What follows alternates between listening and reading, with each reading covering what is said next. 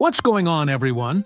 So, I had NBA Today playing on my second monitor this morning while I was working, and I honestly wasn't paying that much attention at first because I thought it was just going to be the usual NFL recap stuff. But then, the panel started discussing the 49ers' incredible 5-game winning streak, and suddenly, they pivoted to talking about potential roster moves San Francisco should make to capitalize on their championship window.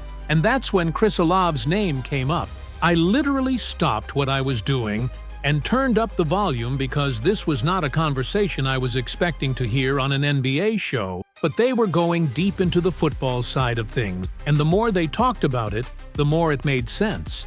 Let me walk you through everything that went down because this connects to so much more than just one potential trade. It's about the 49ers' Super Bowl aspirations, their offensive weapons, and whether they have what it takes to win it all this year. So they opened the segment celebrating the 49ers' dominant 48-27 victory over the Colts on Monday Night Football, and the energy in the studio was electric. Stephen A. Smith was going absolutely crazy about Brock Purdy's performance, calling it the finest game of Purdy's career, and saying that when Purdy plays like that, the 49ers can beat anybody in the NFL. They showed highlights of Purdy throwing 5 touchdowns, joining Joe Montana and Steve Young as the only 49ers quarterbacks in franchise history to throw 5 touchdowns in a game. And the panel was just in awe of how surgical he looked out there. Hey,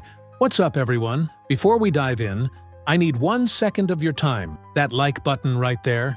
Hitting it now makes a massive difference in reaching more fans with this content. I know you're ready for the breakdown, but real quick, just smash that like button. It's the single most powerful way to support this channel and help the algorithm push this to thousands more people.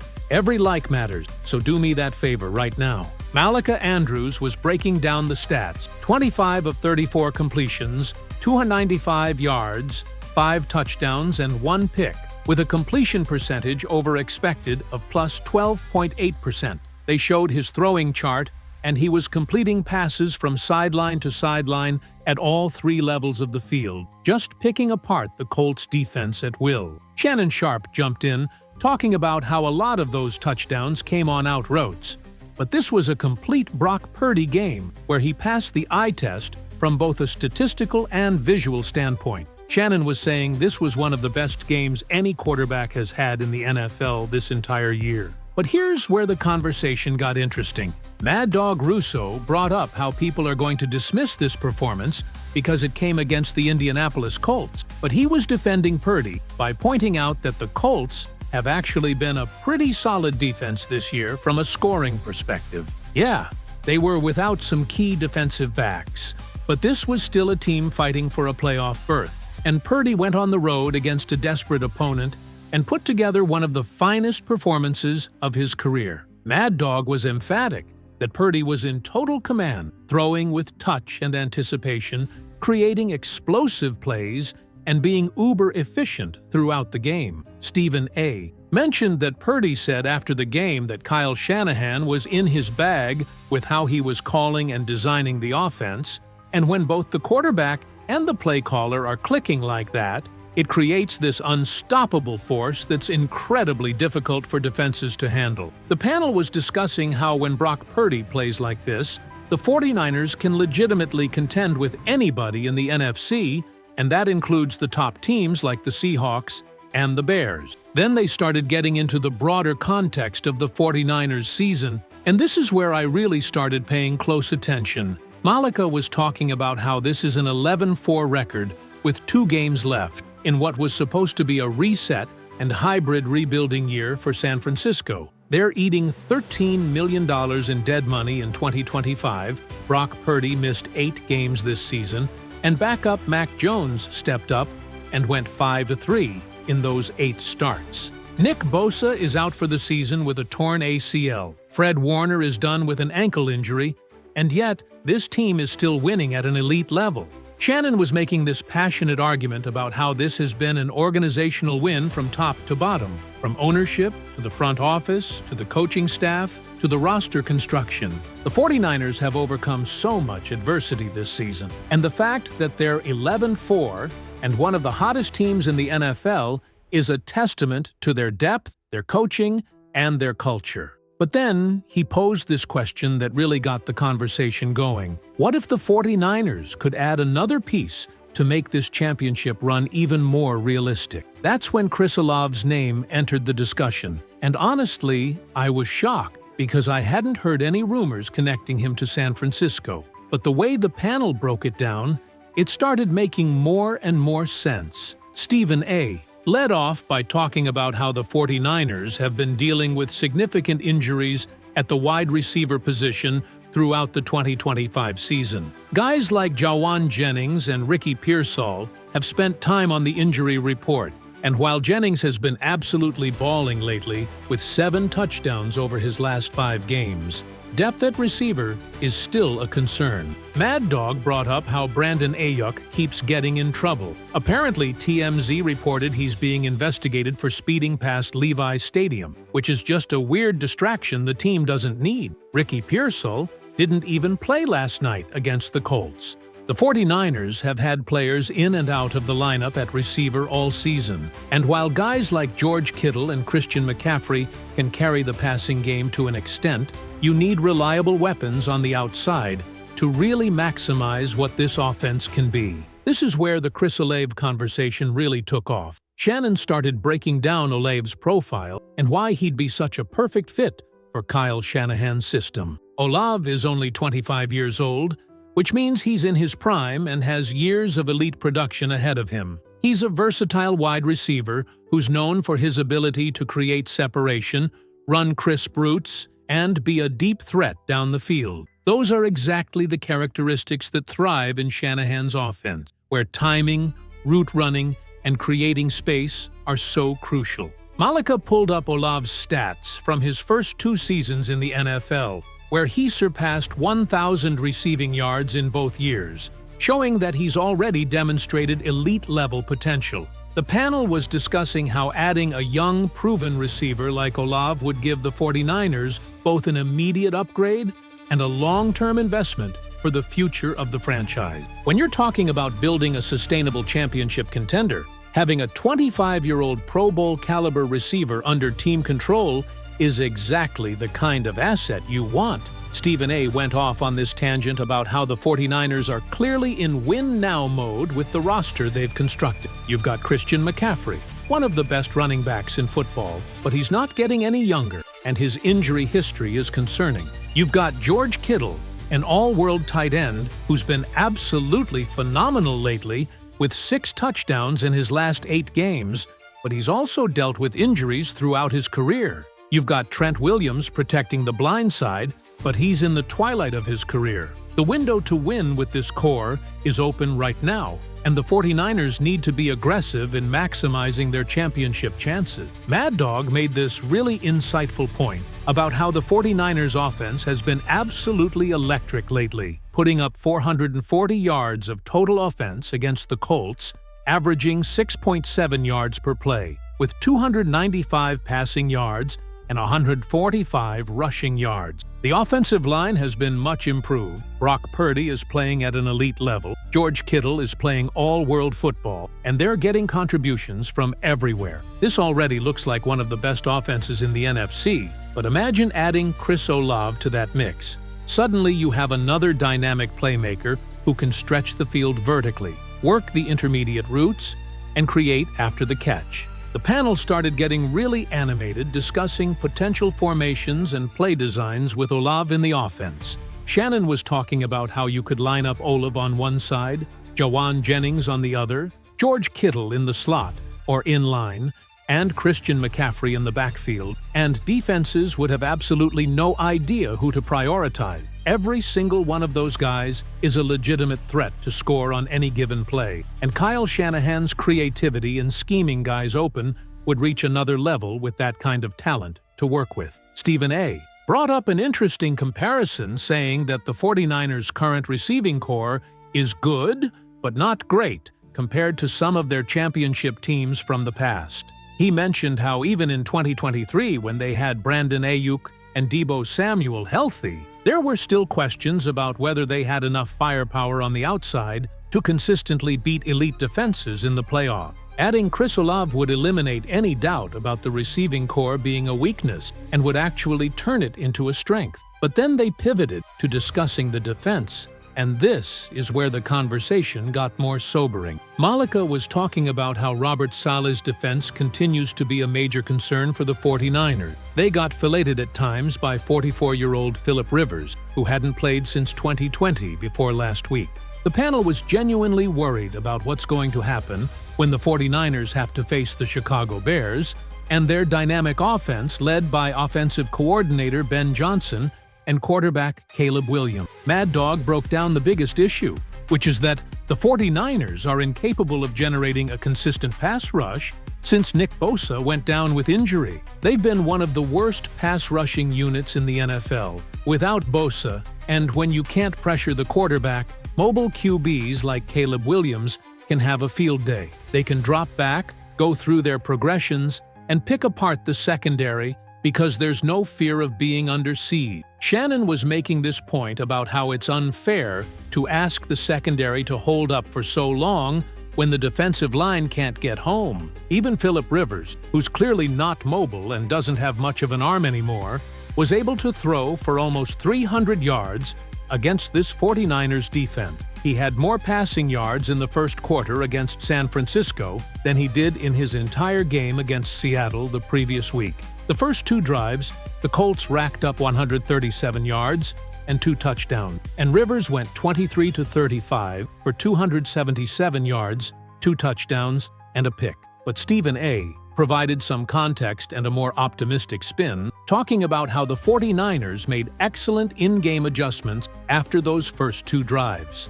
Over the next 7 drives, they held the Colts to just 140 yards. They got a 75-yard pick 6 from Diamador Lenoir, and they forced a sack fumble with Alfred Collins, punching the ball loose from Philip Rivers. The defense showed they can make adjustments and tighten up when needed. The panel also gave credit to the run defense, which was much better against Jonathan Taylor compared to what happened against Tennessee the week before, when they gave up nearly 7 yards per carry. Against the Colts, they held Taylor to 20 carries for 58 yards, only 2.9 yards per carry. That's going to be crucial against the Bears because Ben Johnson loves running the football. He's like the Midwest version of Kyle Shanahan in his offensive philosophy. This is where they connected everything back to the Chris Olave discussion. Mad Dog made this argument that if the defense is going to continue being a concern and a potential weakness, the 49ers need to make sure their offense is absolutely loaded with weapons so they can outscore opponents and not rely solely on defensive stop. Adding Chris Olave would be insurance against the defensive limitations and would give them another way to win games even when the defense isn't playing at an elite level. Shannon countered with the question of what it would cost to acquire Olave and whether the 49ers have the draft capital and assets to make it happen without gutting their roster. The panel discussed how the Saints are struggling this year and might be open to trading valuable pieces if they're not competing for a playoff spot. Olave is young and talented, which means his trade value would be extremely high, but for a team like the 49ers that's in championship or bust mode, maybe it's worth paying a premium price. Stephen A. was passionate about this, saying that when you have a quarterback like Brock Purdy playing at this level, when you have weapons like McCaffrey and Kittle still producing at elite levels, when you have a coach like Kyle Shanahan, who's one of the best offensive minds in football, you cannot let this window close without giving yourself every possible chance to win. If Chris Olave is available and the fit makes sense, you make that call, you explore the trade, and you see if there's a deal that works. The conversation then shifted to the broader NFC playoff picture and where the 49ers stand. Malika went through the standings, showing the Seahawks as the 1 seed at 12-3, the Bears at 11-4 still in the running for the number 1 seed, and the 49ers moving up from the 6 seed to the 5 seed at 11-4 with a better divisional record than the Rams. The Seahawks, Bears, Eagles, 49ers, and Rams have all clinched playoff spots, with the Panthers and Packers still fighting for their postseason lives. Mad Dog brought up the scheduling situation for the upcoming Bears game, arguing that the NFL did the 49ers no favors. The Bears beat the Packers on Saturday at home, giving them extra rest. The 49ers beat the Colts on Monday Night Football on the road in the Eastern Time Zone, didn't get home until the wee hours of the morning, and it's Christmas week. The 49ers coaching staff probably had to pull all-nighters watching film and preparing for Chicago, while the Bears are well-rested and ready to go. Shannon made the counter-argument that the 49ers have had one of the easiest schedules in the NFL this year, and had the latest bye week possible in Week 14, so they can't really complain too much about the schedule. But he acknowledged that playing on Monday night, and then having to turn around for a huge Sunday night football game on a short week against an unfamiliar opponent like the Bears, is definitely challenging. The panel was really hyped for the Bears-49ers matchup on Sunday Night Football, calling it a potential preview of the NFC Championship game. Ben Johnson's offense against Robert Saleh's defense, Caleb Williams against Brock Purdy, a potential #1 seed on the line, all the ingredients for an absolutely epic game. Stephen A. said to get your popcorn ready, because this is going to be must-watch television. But they kept coming back to this central question. Do the 49ers have enough offensive firepower to overcome their defensive limitations and win a Super Bowl? And that's where Chris Olave keeps entering the conversation as a potential solution. If you add Olave to an offense that's already putting up points at an elite rate, you're essentially creating an unstoppable force that can score on anyone, anytime, from anywhere on the field. Malika brought up George Kittle's recent dominance, talking about how he's been a focal point of the offense as both a pass catcher and a run blocker. The connection between Kittle and Purdy has been absolutely dynamite since Purdy entered the league as Mr. Irrelevant back in 2022. Against the Colts, Kittle was targeted 8 times, caught 7 passes for 115 yards and a score. When you watch the film, you notice that since Kittle came back from injury several weeks ago, the running game has been significantly better than when he was out. The Christian McCaffrey discussion was fascinating because the panel was talking about how he's still producing at an elite level. 21 carries for 117 yards on the ground, 6 catches for 29 yards, and 2 receiving touchdowns against Indianapolis. But there's always this underlying concern about his workload and his injury history. He's been so crucial to this offense that if something happened to him, would the 49ers still be able to score at this rate? Having Chris Olave would provide insurance and would give them another way to move the ball, even if McCaffrey wasn't available. Mad Dog made this observation about Jawan Jennings' incredible hot streak, saying he thinks Jennings has 7 touchdowns over his last 5 games. Jennings had 5 catches for 71 yards and another touchdown against the Colts, and he's been absolutely on fire lately. But the question is whether that's sustainable and whether you can rely on Jennings to be a consistent #2 receiver throughout a playoff run. Adding Olave would take pressure off Jennings and would allow him to settle into more of a #3 role, where he might actually be even more effective. Shannon brought up the Brandon Ayuk situation again, mentioning how according to TMZ, he's getting investigated for speeding past Levi Stadium, which is just a bizarre distraction. The panel was discussing whether Ayuk is still fully engaged with the team or if there are off-field issues that might impact his availability or effectiveness moving forward. If there's any uncertainty about Ayuk, that's another reason why adding a receiver like Olave makes sense. The depth chart discussion was really interesting because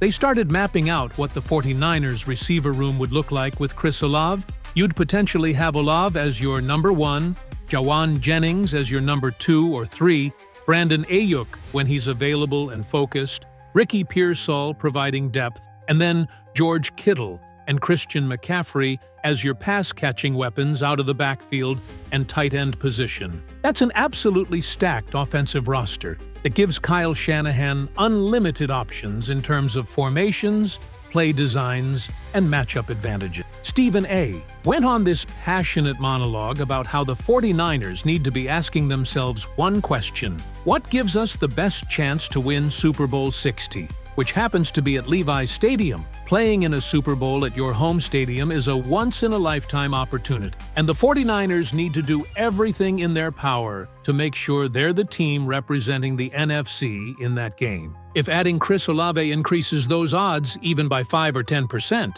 you absolutely make that move regardless of the cost. The "what if Fred Warner and Nick Bosa were healthy" discussion was sobering because the panel was imagining how dominant this 49ers team would be with those two defensive superstars on the field. Warner and Bosa are two of the best overall players in the sport, two of the best players at their respective positions, two of the best defensive players in all of football. If they were healthy, Mad Dog argued that San Francisco would be the favorites to come out of the NFC without question. But even without them, the 49ers are still a threat to represent the NFC in the Super Bowl if their offense continues playing at this level. Shannon made this really smart point about the formula for success for this 49ers team. The offense needs to be humming and scoring around 30 points per game like they've been doing lately. The defense just needs to be good enough. Force turnovers, keep teams out of the end zone in the red zone, make a couple of big plays per game.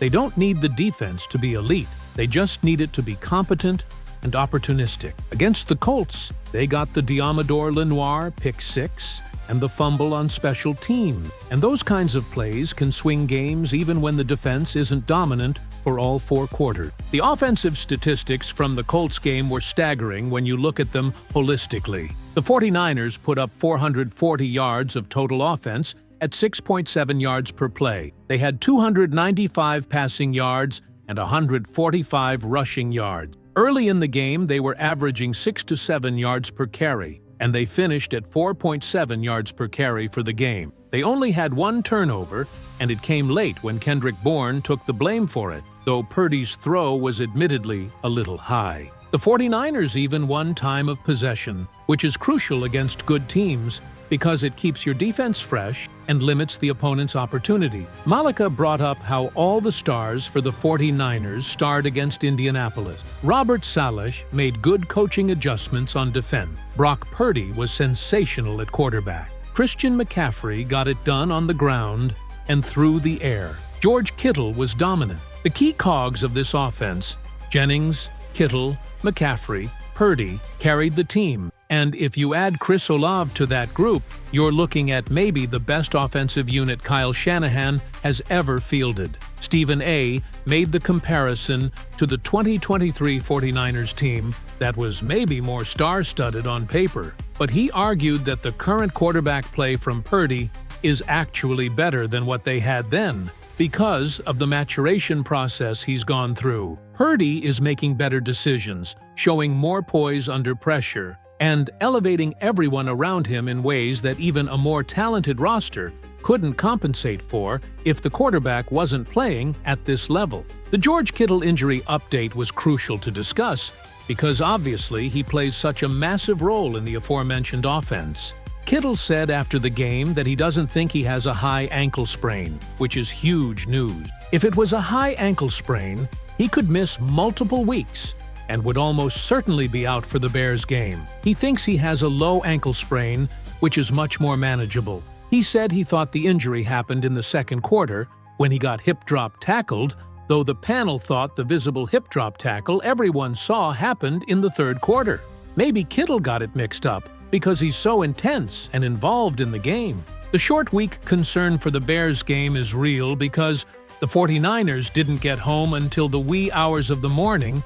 It's Christmas week, and Kittle might not have enough time to recover even from a low ankle sprain. Hopefully, if he can't play against Chicago, he'll be ready for Seattle in Week 18. But if he could play against the Bears, that would be absolutely massive, because he makes this team so much better in both the run game and the pass game. Mad Dog wrapped up the Chris Olave discussion by reiterating that the 49ers are in a unique position where they're 11-4 and playing some of their best football of the season despite missing their 2 best defensive players and dealing with injuries across the roster. This is the time to be aggressive, to push all your chips to the middle of the table, and to make a move that could put you over the top. Chris Olave represents that kind of move. A young, talented, proven receiver who fits your system perfectly and addresses a need while also providing long-term value. Shannon's final point was about organizational philosophy and whether the 49ers front office has the courage to make a bold move like trading for Chris Olave. Some organizations are conservative and prefer to build through the draft and develop from within. Other organizations are aggressive and willing to mortgage the future to win now when the window is open. The 49ers have shown in the past that they're willing to be aggressive. They traded multiple first-round picks for Trey Lance. They gave Christian McCaffrey a huge contract. They've paid their stars. The question is whether they view Chris Olave as the missing piece that could complete their championship puzzle. The segment ended with all three panelists agreeing that the 49ers-Bears game on Sunday Night Football is going to be absolutely must-watch television and could have massive implications for playoff seeding and home field advantage throughout the playoffs. But the underlying subtext was this: regardless of what happens against Chicago, the 49ers need to be thinking long-term about how to construct the best possible roster for a deep playoff run. And adding someone like Chris Olave before the trade deadline could be the difference between winning it all and falling short. What really stuck with me after watching this entire NBA Today segment was how everything in the NFL is so interconnected. The 49ers offense is playing great, but their defense has concerns. Their receiving corps is good, but has dealt with injuries. They're in championship or bust mode with their core, but they're missing key defensive pieces. Every decision they make has ripple effects on their championship odds, and adding Chris Olave could address multiple issues at once while also setting them up for sustained success beyond just this season. So what do you guys think? Should the 49ers be aggressive in pursuing Chris Olave, or would the cost be too high? Can this offense continue playing at an elite level throughout the playoffs, or do they need another weapon? And realistically, what would it take to pry Olave away from the Saints? Multiple first-round picks?